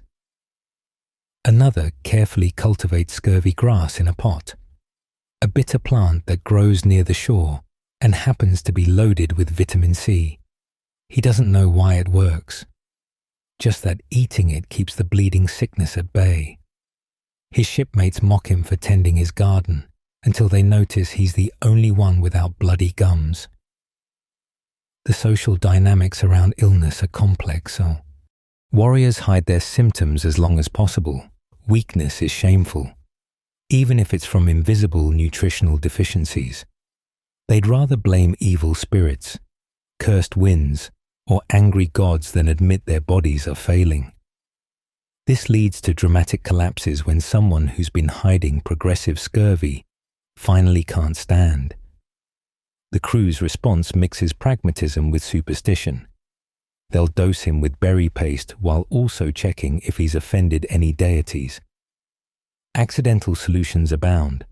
The fermented fish, horrible as it is, provides some B vitamins. The blood pudding delivers iron. Even the despised seaweed contributes iodine and trace minerals. It's a nutritional ballet performed by dancers who don't know they're dancing, creating a diet that just barely keeps them functional through sheer variety of horrible foods.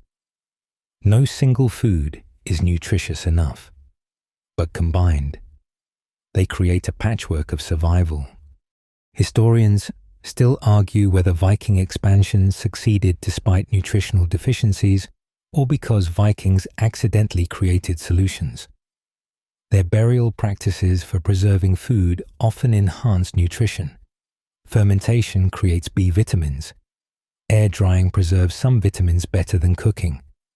Their willingness to eat anything that didn't actively kill them meant they got trace nutrients from sources other cultures ignored. It's nutrition through stubbornness and suffering. The wise woman continues her rounds, distributing her precious remedies. A warrior with night blindness gets extra fish liver oil. Another, with slow healing wounds, receives concentrated cloudberry syrup. She's fighting an invisible war against nutritional deficiencies with weapons she doesn't fully understand, armed only with generations of observation and the knowledge that certain foods prevent certain deaths.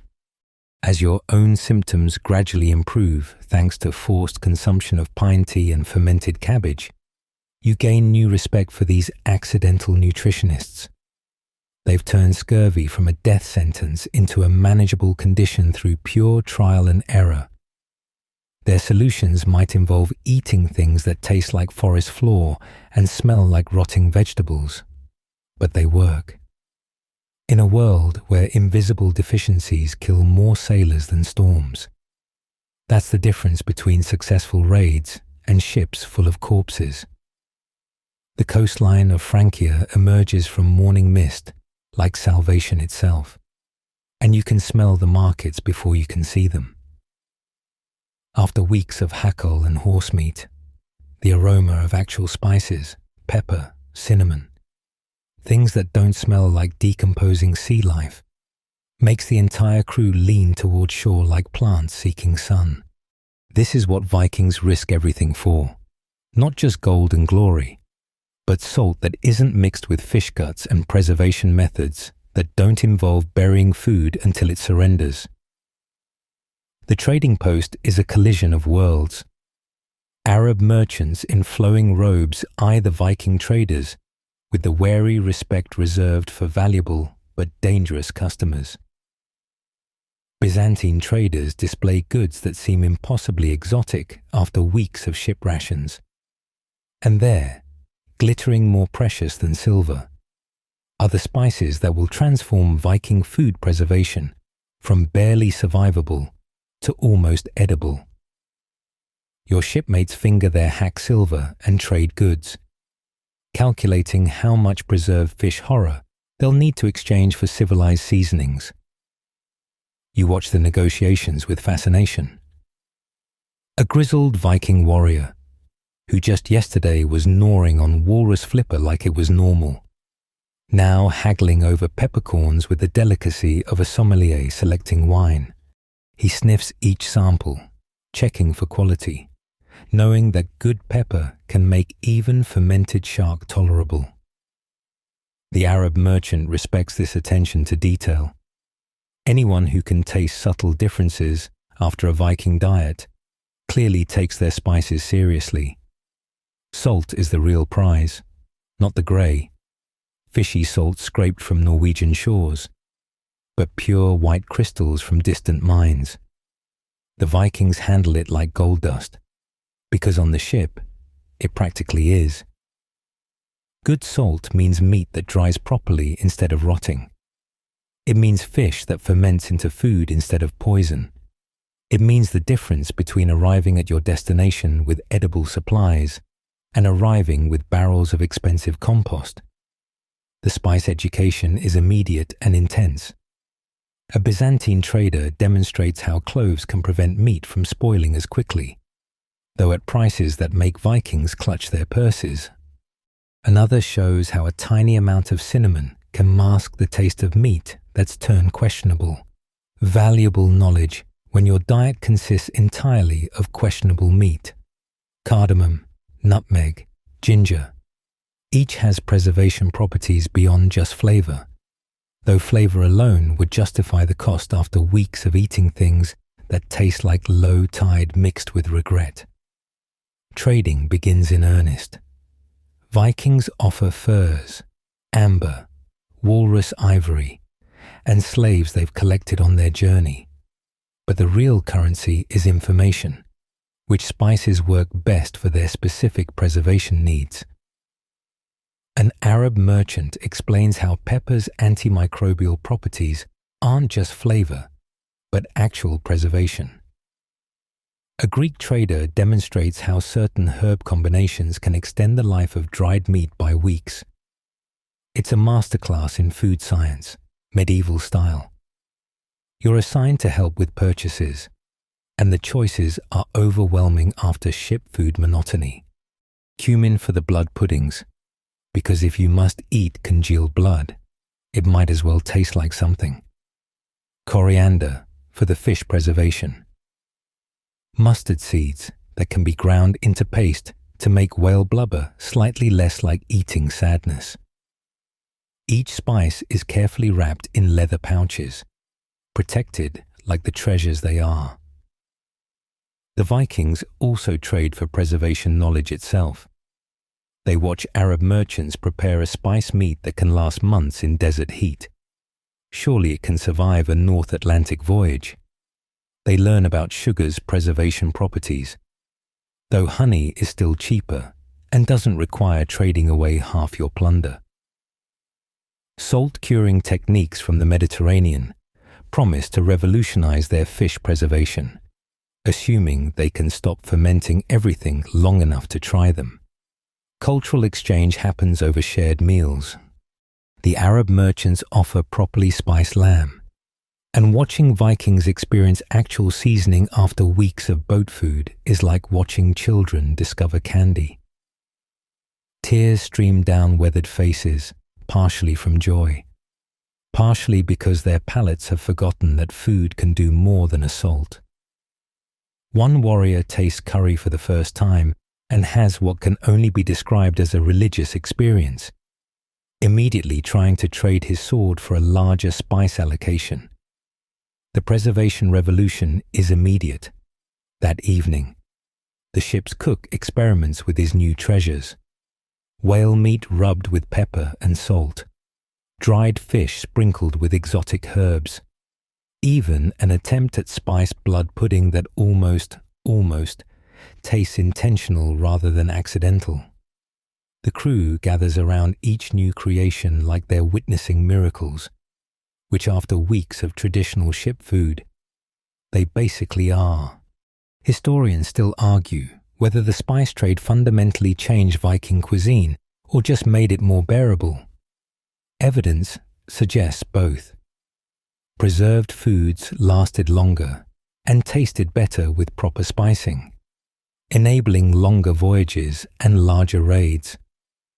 But Vikings also maintained their traditional preservation methods, just adding spices to fermented fish rather than abandoning fermentation altogether. It's cuisine evolution, not revolution. The loading process is careful and reverent. Spices are stored in the driest part of the ship, wrapped in multiple layers of waterproofing. They're worth more than silver by weight, and everyone knows it. The crew post guards over the spice storage, because a man who's been eating hakal for 3 weeks might do desperate things for a pinch of pepper. Distribution will be careful, rationed, each meal's seasoning calculated to last the journey. As the ship prepares to depart, laden with enough spices to make the return journey's food merely unpleasant rather than actively hostile, you realize you've witnessed a crucial moment in culinary history. These Vikings are taking home more than seasonings. They're carrying the knowledge that food can be preserved without making it taste like punishment. Future voyages will still feature fermented fish and blood pudding, but now there'll be fermented fish and blood pudding with dignity. The cook carefully measures out tonight's dinner spicing, using approximately 1/1000th of the pepper he'd like to use, but 1,000 times more than they've had in weeks. The crew savors each bite of their peppered whale meat like it's ambrosia. After weeks of food that seemed designed to test human endurance, the simple addition of actual flavor is revolutionary. Tomorrow, they'll be back to rationing. But tonight, they feast on the novel concept that preserved food doesn't have to taste like despair. Land, real, solid, blessed land rises from the horizon like Valhalla itself, and the entire crew leans forward as if they could row faster through sheer desire. After 2 months at sea, your destination finally appears, not just a raiding target or trading post, but a place where food doesn't require fermentation, burial, or prayer before consumption. The anticipation is palpable as warriors who face death without flinching now openly weep at the thought of fresh bread. The ship's stores tell the story of your journey. The barrels that once bulged with preserved foods now rattle with dregs. The hardtack has evolved into something resembling geological specimens. The fermented fish has achieved a level of fermentation that even Vikings approach with caution. And the less said about what's left of the whale blubber, the better. It's time for the final feast, consuming the last preserved rations before they spoil or, more likely, achieve sentience and demand voting rights. Preparations begin with grim determination. Everything must go. The cook empties barrels with archaeological precision, creating a final meal that's part celebration, part endurance test. The last of the bog butter emerges like a pale yellow relic. Dried whale meat that's been saving for emergencies is unwrapped, though after 2 months, it's less dried and more mummified. Even the emergency hakal makes an appearance, because apparently Vikings believe in ending voyages the way they began them, with unnecessary suffering. You help prepare what can generously be called a feast. The last cloudberries are mixed with the final drops of mead, creating a sauce for meat that needs all the help it can get. Seaweed, dried to leather consistency, is rehydrated into something that might pass for vegetables if you squint and have very low standards. The precious spices from Francia are deployed liberally at this point. Using them all makes more sense than trying to save them for food that's already beyond salvation. The menu reads like a Viking fever dream.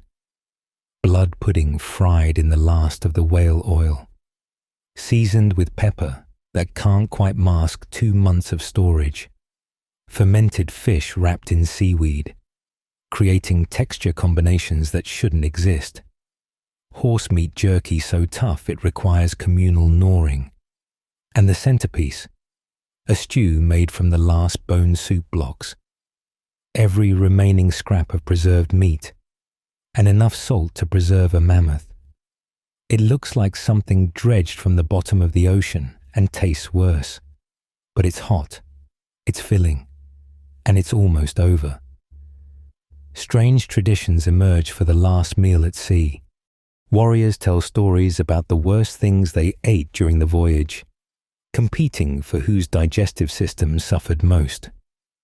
The winner is unanimously awarded to the man who ate the fermented walrus flipper that had turned green. He survived, but his sense of taste didn't. Others share preservation failures, like the barrel of fish that fermented so aggressively it exploded one night, coating the deck in what can only be described as oceanic revenge. You notice everyone eating with genuine enthusiasm despite the quality. After 2 months, your palate has adapted, surrendered, to Viking cuisine. The hakal barely makes you gag. The blood pudding seems almost normal. You catch yourself savoring the whale blubber's fatty richness without irony. It's Stockholm Syndrome for your taste buds. And the realization that you've adapted to this diet is somehow more disturbing than the diet itself. The cook presents his masterpiece, a dish he's been planning since Francia.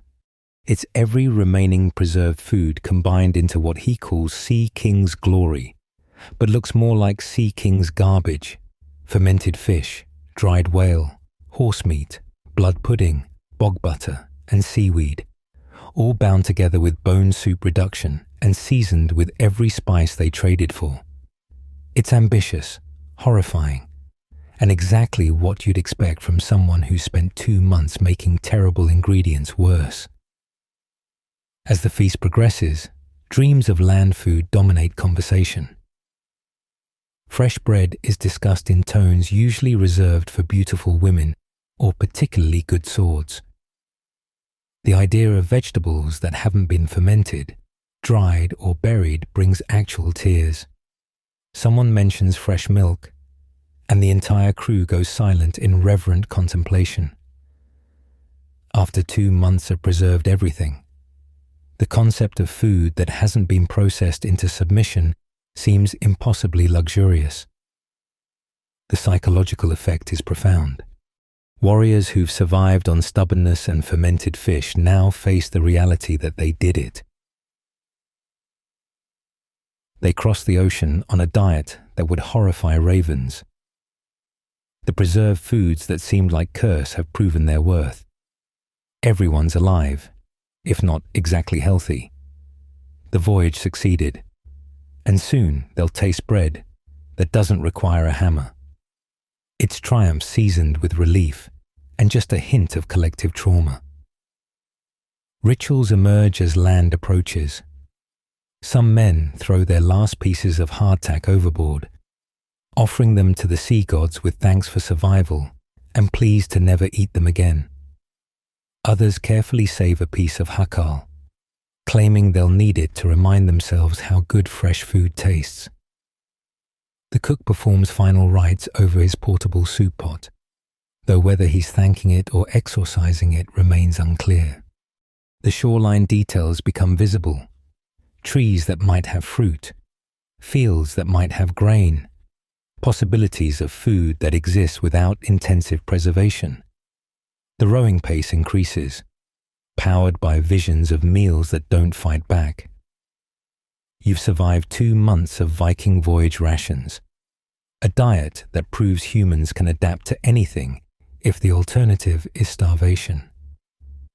Your digestive system may never fully recover.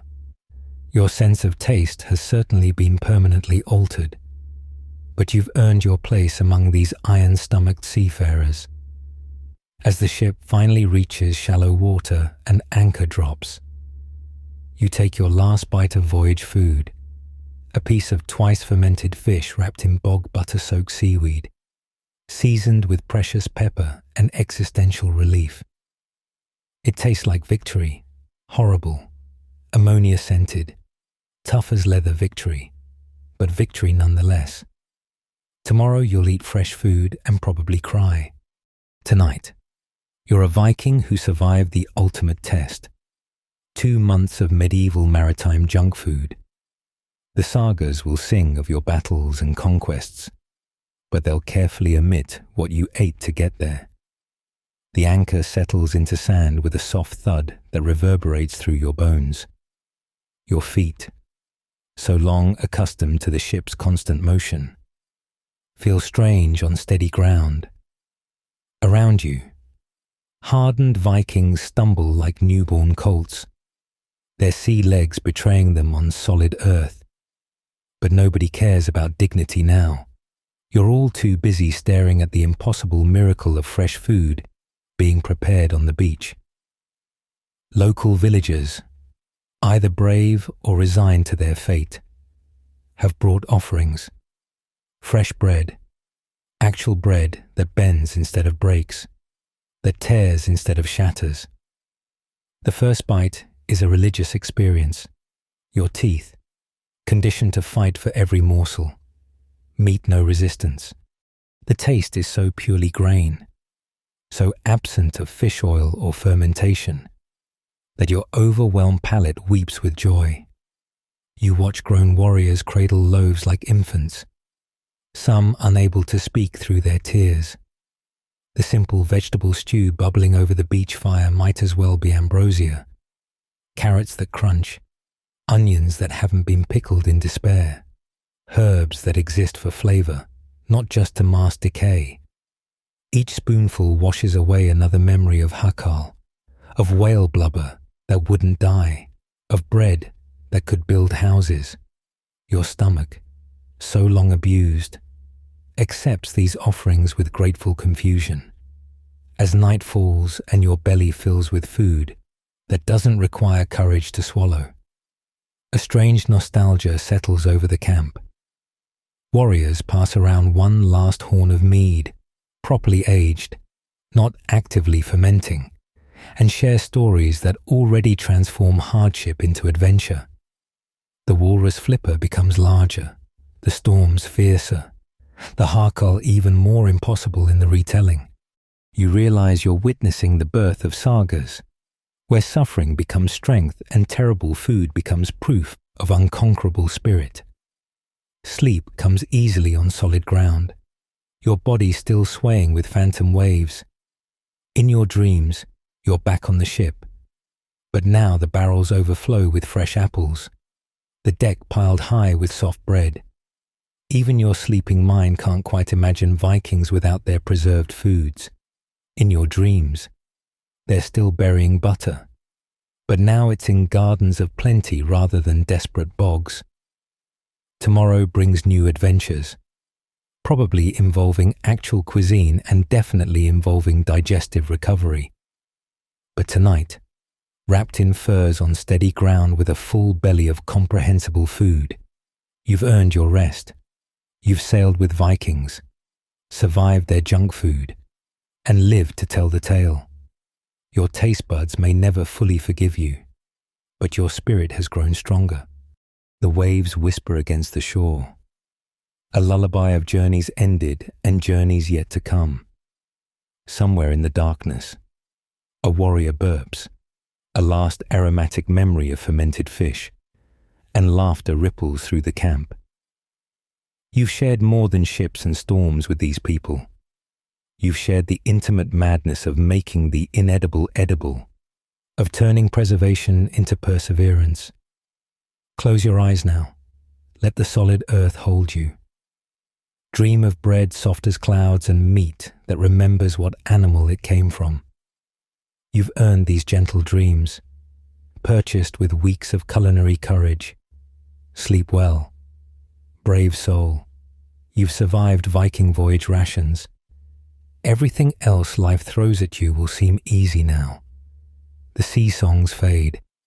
The stars wheel overhead. Rest comes at last, flavored with honest earth and blessed freshness. Adieu,